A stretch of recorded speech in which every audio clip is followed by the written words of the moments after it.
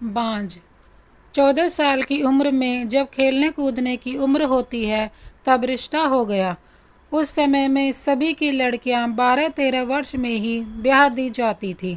शादी का मतलब भी पता नहीं होता था। बस ये सोचकर खुश होते थे कि नए नए कपड़े मिलेंगे।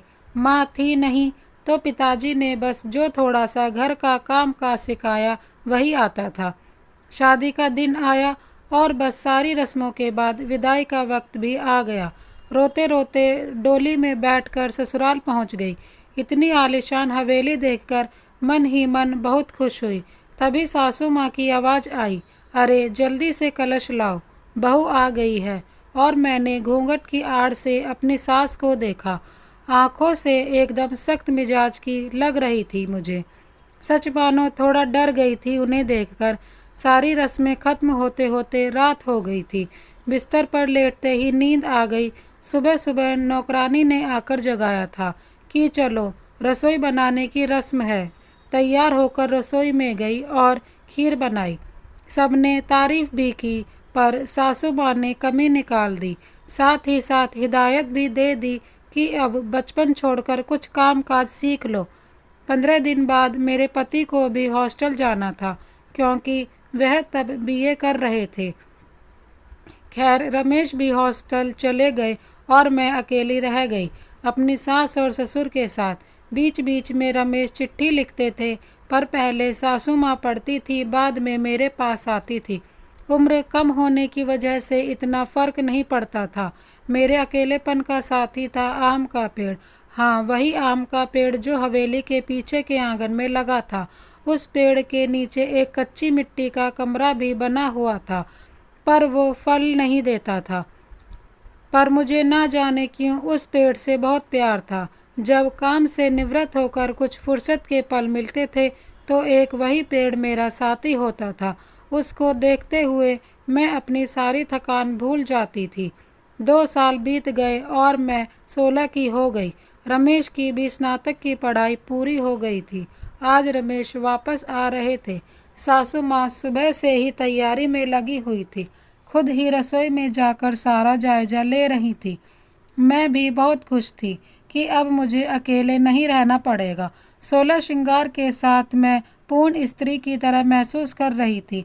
आज मांग का सिंदूर कुछ अलग ही लालिमा लिए हुए था। शायद वह लालिमा मेरे चेहरे पर भी दिख रही थी। तभी तो मेरी सास ने मुझसे कहा कि जा अपनी नज़र उतरवा ले, रमेश आ गए हैं। हवेली की हलचल से पता चल गया था।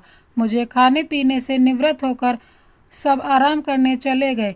रमेश भी कमरे में आ गए थे और रमेश ने मुझे तोहफा दिया, एक सुंदर लाल साड़ी।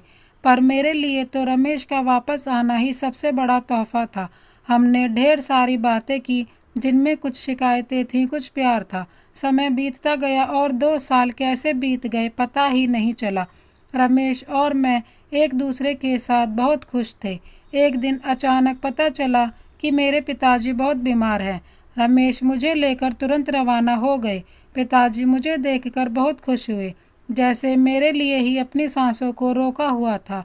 और फिर मुझे रमेश के हवाले करके वो इस दुनिया से चले गए। भीगी आंखों से अपने पिताजी को विदा किया। अब मेरा सब कुछ रमेश और उसका परिवार ही था। समय गुजरता गया और रमेश ने अपनी लॉ की पढ़ाई भी पूरी कर ली और अब वो सरकारी वकील कहलाने लगे थे। पर भगवान ने मुझे अभी संतान सुख नहीं दिया था। अभी तो सासू माँ दबी जुबान में बोलती थी पर धीरे धीरे उन्होंने अपना रुख कड़ा कर लिया। रमेश बहुत व्यस्त रहते थे अपने काम में, सो वो मेरे पीछे सारा दिन पड़ी रहती। धीरे धीरे सारे गांव में ये बात फैल गई कि हवेली की बहू बांझ है। तीर की तरह चुभता था ये शब्द, पर कुछ कह नहीं पाती थी, सिर्फ आंसुओं से दिल हल्का करती थी। रमेश मुझे दिलासा देते थे पर लोगों का व्यवहार अंदर ही अंदर मुझे खोखला कर रहा था। अभी मेरी उम्र ही क्या थी, सिर्फ 19, और लोगों ने मुझे बांझ बना दिया। बचपन से ही शरीर से दुबली पतली थी और फिर माँ के मरने के बाद ठीक से पालन पोषण भी नहीं हुआ। एक दिन रमेश जब दोपहर के खाने पर घर आए तो सासू माँ ने फरमान सुना दिया कि हम रमेश की दूसरी शादी करेंगे। उफ, इतना बड़ा धोखा रमेश कैसे दे सकते हैं? मुझे नहीं, ऐसा नहीं हो सकता। बत्ती बुझा दो, मुझे सोना है। रमेश, कुछ बात करनी है आपसे, मैं थक गया हूँ। सीमा, मुझे सोने दो। रमेश, क्या आप दूसरी शादी करेंगे? सीमा, मैंने कहा ना, सोने दो, मुझे थक गया हूँ मैं। तुम सब लोगों की चिक चिक सुनते सुनते, उधर माँ है और इधर तुम। परेशान हो गया हूँ, मन करता है आत्महत्या कर लूँ। रमेश, नहीं, ऐसा मत कहिए। सीमा ने रमेश के मुंह पर हाथ रखते हुए कहा, आपके अलावा अब कौन है मेरा? सीमा करवट लेकर सारी रात आंसू बहाती रही और जब सुबह उठी तो एक टूटी हुई औरत बनकर, जो मजबूर होकर हर चीज़ से समझौता कर लेती है। सारी रात यही सोचती रही कि शायद रमेश ने भी मौन स्वीकृति दे दी है दूसरी शादी के लिए, पर उसे ये कहाँ मालूम था कि उसकी माँ ने किस हद तक उसे मजबूर किया है दूसरी शादी के लिए। 1 महीने के अंदर ही रमेश की दूसरी शादी गेंदा से हो गई। गेंदा रमेश की माँ की दूर की रिश्तेदार की बेटी है। सीमा, अपना सामान उस पीछे वाले कमरे में रख ले, आज से गेंदा इस कमरे में रहेगी रमेश के साथ। सासू माँ ने कहा, कैसे छोड़ दूँ ये कमरा? नहीं, ये कमरा मेरा है, जिसे जहाँ जाना है जाए। पर फिर ख्याल आया कि जो ब्याह कर इस कमरे में लाया था, जब वही मेरा नहीं है तो ये कमरा कैसे मेरा हो सकता है? ऐसा सोचते हुए आंखों में आंसुओं का सैलाब उमड़ पड़ा। सिंदूर की डिब्बी और कुछ कपड़े लेकर उस कच्ची मिट्टी के कमरे की तरफ बढ़ गई। सामान एक कोने में रखकर खिड़की पर बैठ गई और उस आम के पेड़ को देखते हुए उसको निहारने लगी। किस्मत कहूँ या कुछ और कि आज मेरी हालत भी इस आम के पेड़ की तरह हो गई है, अकेला, बेसहारा। जैसे ये अभी तक अपने अस्तित्व को बचाने में सफल रहा है, क्या मैं इसकी तरह अडिग और मजबूत रह सकूंगी, या फिर किसी कमजोर लता की तरह मुरझा जाऊंगी और अपना अस्तित्व खो दूंगी? ऐसा नहीं होगा, मैं मजबूत रहूंगी। जब ये बेजुबान पेड़ सब से लड़ सकता है तो मैं क्यों नहीं? अपने विचार श्रृंखला से बाहर आते ही मैंने अपने आप को संभाला और हर स्थिति से लड़ने के लिए तैयार किया। दिन गुजरते गए और मैंने घर के कामों में अपने आप को व्यस्त कर लिया। अपनी कोठरी के आसपास खूब सारे पेड़ लगाए और बाकी बचे हुए समय में उन पेड़ों की देखभाल करने लगी। साथ ही साथ उस आम के पेड़ की खास देखभाल करती थी। गेंदा एक सुलझी हुई लड़की है।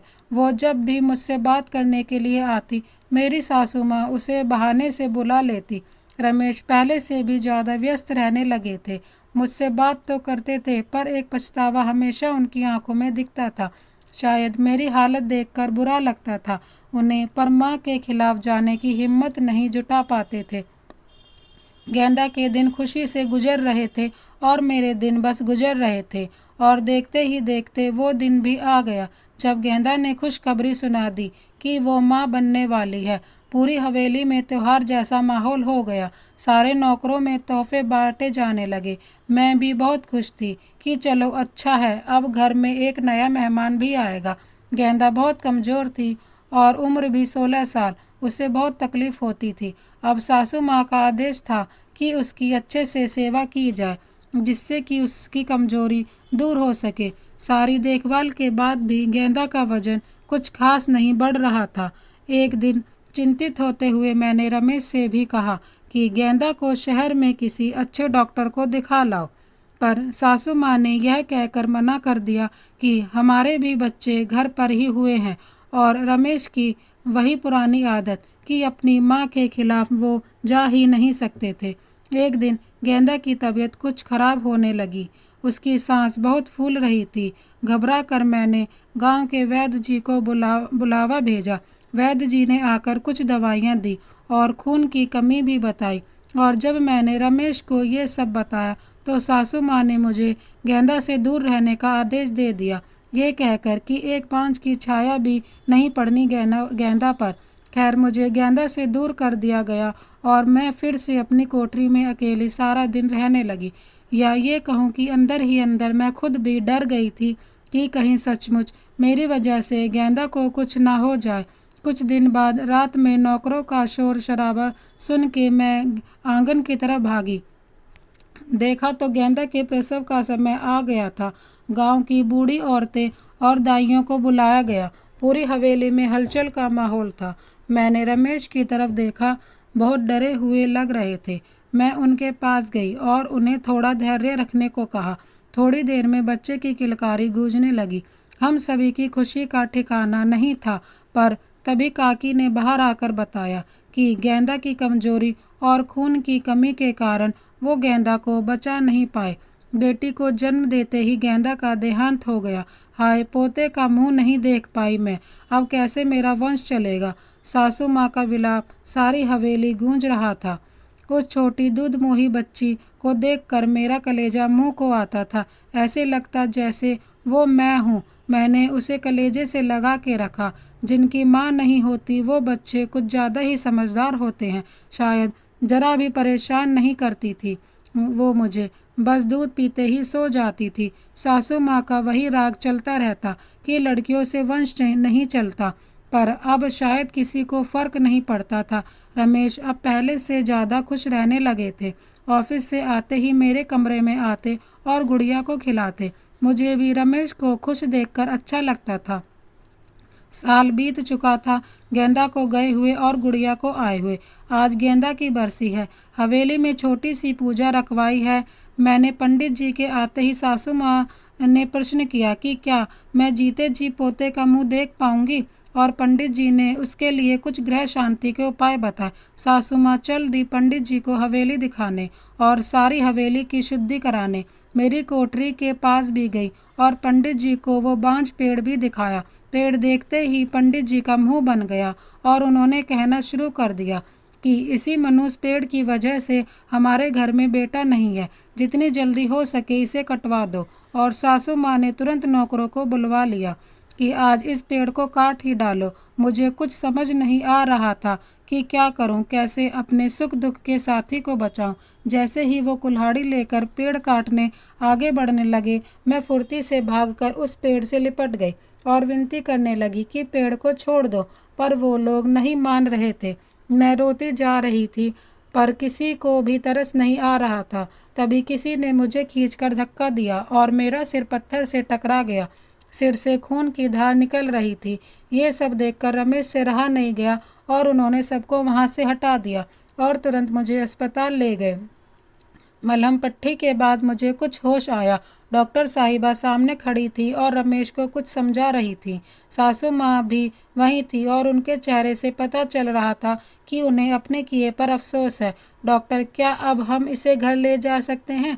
रमेश ने पूछा। हाँ, अब आप इन्हें ले जा सकते हैं, पर ख्याल रखिएगा कि अब ऐसा दोबारा ना हो, क्योंकि ऐसी हालत में ऐसा गिरना ठीक नहीं होता। ऐसी हालत? डॉक्टर, क्या हुआ है इसे? रमेश ने घबराते हुए डॉक्टर से पूछा। अरे, आप लोगों को नहीं पता, अब ये माँ बनने वाली है, तो इनका अच्छे से ख्याल रखिएगा। ये सुनकर किसी को भी यकीन नहीं हुआ। सब बस एक दूसरे को देखे जा रहे थे और मैं तो बिल्कुल यकीन नहीं कर पा रही थी। सासू माँ की आंखों में पछतावे के आंसू थे। मेरे सिर पर हाथ रखकर बस इतना ही कह सकी कि मुझे माफ़ कर दो, और मैं मुस्कुराकर उनसे लिपट गई जैसे मैं अपनी माँ से लिपटी हूँ। पूरे 9 महीने मेरी सासू माँ ने मेरा बहुत ख्याल रखा और मैंने उस पेड़ का। आज मेरी डिलीवरी होनी थी। सासू माँ समय से मुझे अस्पताल ले गई ताकि जो गलती उन्होंने गेंदा के समय की थी वो अब ना हो। बधाई हो, आपके पोता हुआ है। नर्स ने सासू माँ को खबर सुनाई और सासू माँ ने हाथ से अंगूठी निकालकर नर्स को दी। वो खुश थी, पर इस वजह से नहीं कि पोता हुआ है, बल्कि इस बात से कि मैं बिल्कुल ठीक हूँ। हवेली में धूमधाम थी। सब बहुत खुश कि हमारा परिवार परिपूर्ण हो गया था। बेटी या बेटी के आने से कहीं एक खुशी और भी पनप रही थी। उस आम के पेड़ में फल आ रहे थे। शायद हम बहुत जल्दी चिंता करने लगते हैं फल मिलने की। हर चीज़ का एक समय होता है। कुपोषित शरीर हो या पेड़, दोनों ही फल नहीं देते। ये कहानी आपको कैसी लगी कमेंट बॉक्स में ज़रूर बताएं और हमारे चैनल को सब्सक्राइब कर बेल आइकन को प्रेस कर दें। Thank you so much. Vande Mataram.